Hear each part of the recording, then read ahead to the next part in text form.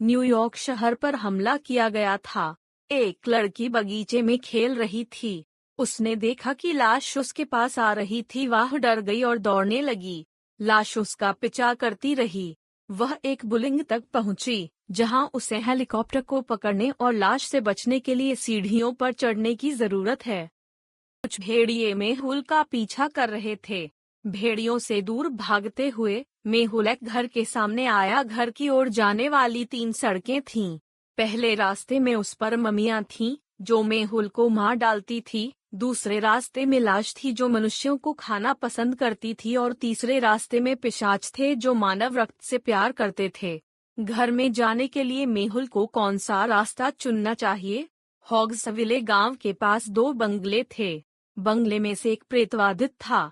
कोई नहीं जानता था कि कौन सा बंगला प्रेतवादित था और इसलिए उन दोनों से बहुत दूर रहा। बंगलों का मालिक निराश हो गया। वह यह पता नहीं लगा सका कि कौन सा बंगला प्रेतवादित था।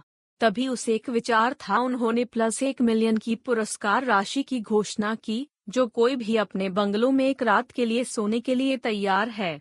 2 दोस्त, केविन और ब्रेन, इसे आजमाने का फैसला करते हैं।